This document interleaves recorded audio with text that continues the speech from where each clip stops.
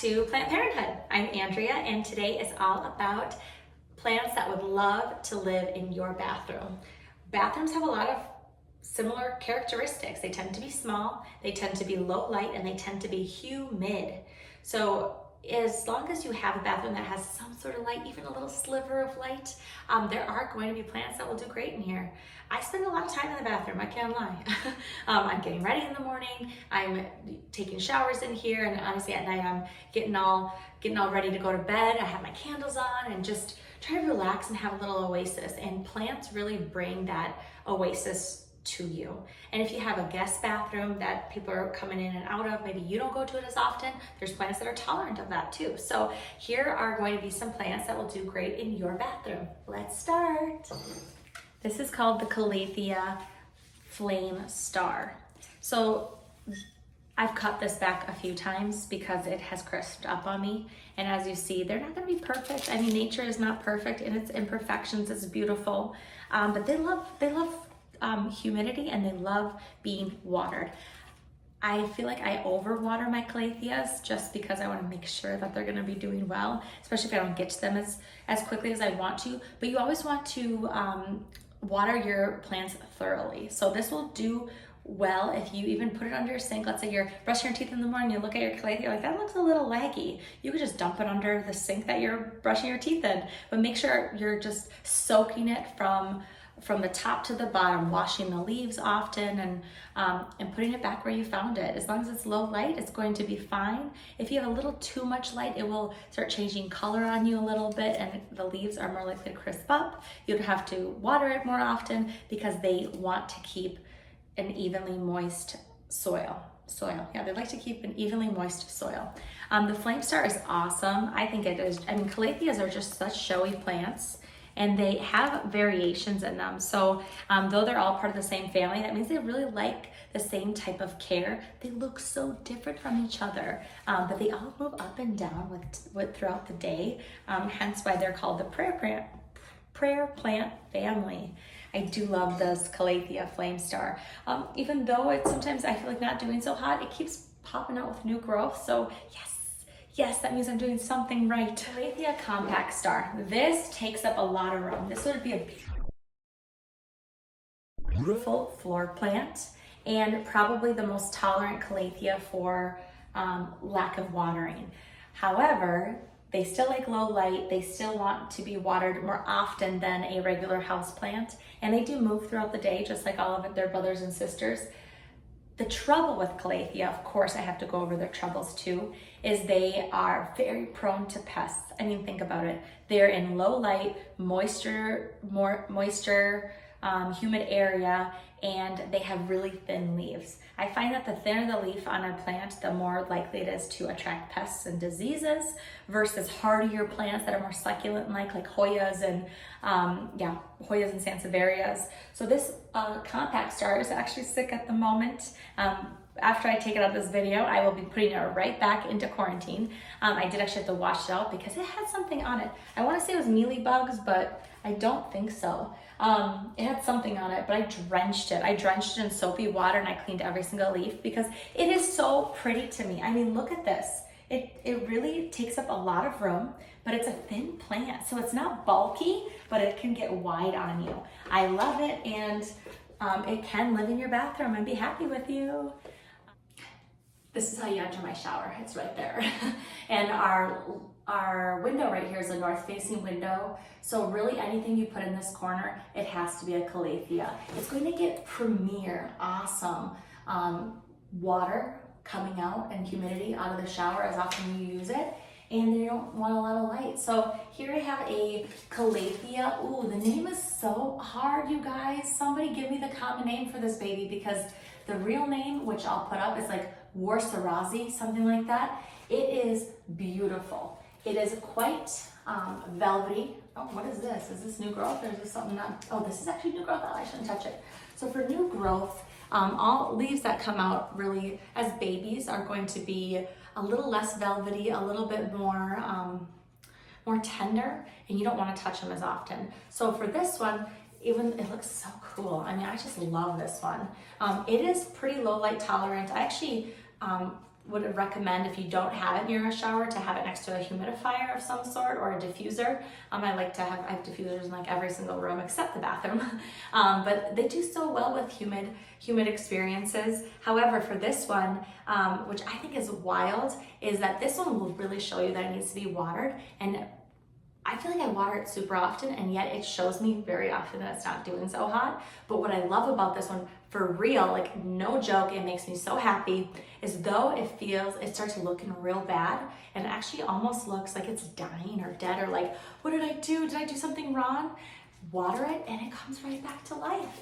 I think a lot of calatheas do that, but I notice that with this one often, even though I'm watering it so often. So yeah, this does seriously so well in low light that having it right outside your shower, perfect, you'll have a little company. I thought I'd get us even closer.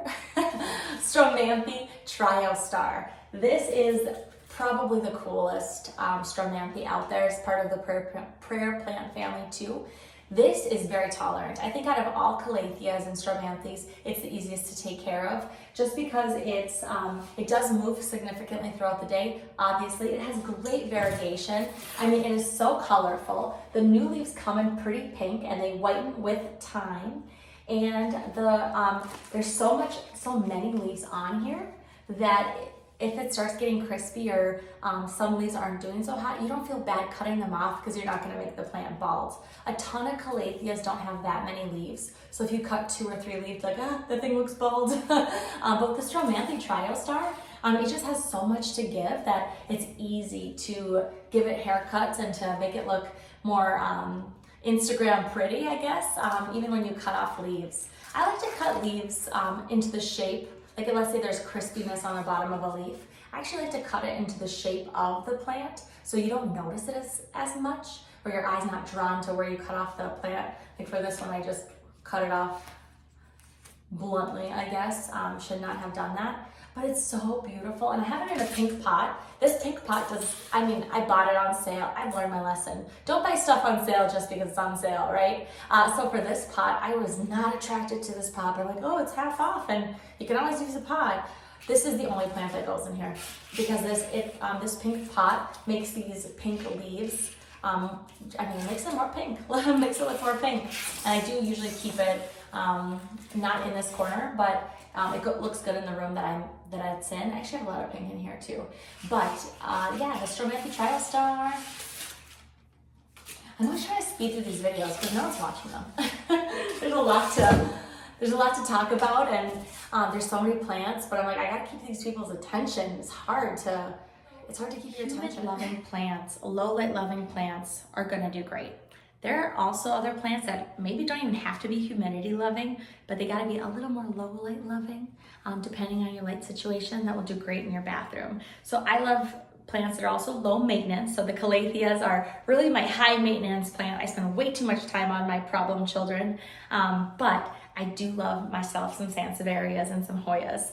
Since they're my favorite genus, like for real, I gotta start declaring it, saying it, it's tried and true. I love Sanseverias, I love Hoyas. So here I have a Hoya. I forgot what this one's called. I'll actually put it on the screen, but I love this one. I bought it so little, and because Hoyas are vining, this will become a lot more bushy and bigger, and I'll be able to start propagating it to then let it graduate from this pot and get into a 6-inch pot. But I find that Hoyas like to be root bound, and they're slow growers. So if it's a low light situation, a small room, and you don't really want a huge plant in there, Hoyas don't have to grow quick on you, most Hoyas at least.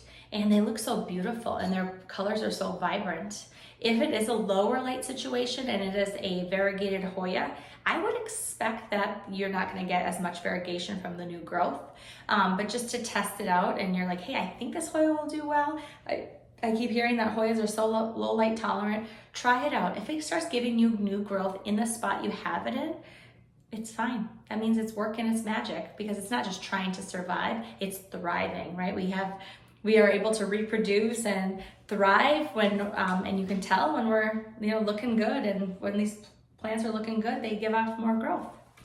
Next, I have this Sansiveria. This is called a Sansiveria Yellowstone. This is actually a propagation. If you have light plugs that you're not using and they kind of are an eyesore for you, you could cover them up with a plant just like this. So you don't even have to see it or see it as often. And Sanseverias are, I mean, they are the it plant because they can be in low light, no light practically, and highlight to direct sun. I've seen them all over Florida, Mexico, outside just in people's gardens. And I also have them in windowless rooms. So I have like one in a windowless room. But this one was a propagation from my Yellowstone that I purchased as a really big one that actually ended up being super, super sick. So I had to chop it up and dismantle it and hope that parts of it survive. And this one is my only survivor, I think. And so I'm hoping it starts thriving a little bit more, but it looks beautiful. I mean, look at this.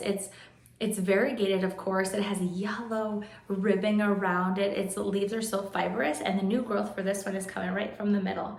A lot of times Hoyas actually, or not Hoyas, Sanseverias have a whole root system that will start poking out new growth through the roots, which is super amazing. And this one is right from the middle. So I am hopeful that I'm gonna start getting more pups coming from the Sansiveria. But Sanseverias are beautiful. They're so easy maintenance. So if it's like a guest bathroom that you're not in so much and maybe you have a little bit of light in there, a Sansevieria will do great. Honestly, you could set it and forget it. Of course, the bigger the pot, the less you have to water it and worry about it. So even if it's a small room and you kind of have like one corner you want to put it in, maybe you don't want a 4-inch pot because a 4-inch pot dries out quicker. Obviously, the lower the light in the room, the less often you have to water it. But if it's a bigger pot and it's a low light room, heck, you might not have to water it for 4 to 6 weeks if it's in a 6-inch or an 8-inch pot. Sanseverias are easy. They don't even show you that they need to be watered. You have to just kind of either pick them up, like this one I just watered. You have to pick them up, or you have to know how they feel. If it's a big one, you got to know how it feels when it's light of water, or just use a moisture meter for a big one. I was totally joking. Do not go picking up all your big pots and trying to memorize how they feel. You could, but invest in a moisture meter.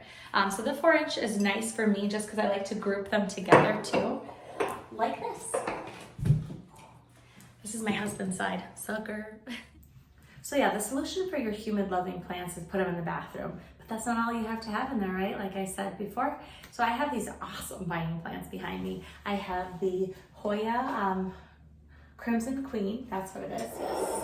And it's actually flowering for me. I love it. It's super slow growing and just looks so great next to this Philodendron Brasil, which is a fast growing philodendron. So they're both in 4-inch pots, and we actually just nailed those into the wall, but I love it. Look at this. Bright indirect light for this Hoya, and really I'm letting it grow very much out of its pot. Now I don't care, it's doing great, it seems to like it. So put it right back, and you can switch them out too if you feel like they're not doing as well, or you want a little bit more variety. But yeah, I love having some plants hanging and vining and making them more of a statement piece. I find that I'm actually really minimalistic, aspiring minimalist, I should say, and plants are really going to connect that I pick to have. So then the Philodendron Brasil looks awesome too. It is so fast growing. I didn't really like philodendrons that much, or the Philodendron Brasil specifically. Like, what's all the hype? I got one and it's awesome. I don't know, there's just something about it. It grows so quick, it looks so cool, and it vines very, very nicely. It's not really a climber either. Like the Hoyas will climb onto like trellises and whatnot, or to other plants. The philodendrons just kind of droop down and call it a day. So I think those look super awesome in my bathroom too. So those are just a few plants that would love to live in your bathroom. Let me know what you thought, what plants you have in your bathroom, what else you want to see, and I'd love to talk to you again. Thanks so much. Subscribe, like, share, blah, blah, blah, blah, blah. Bye.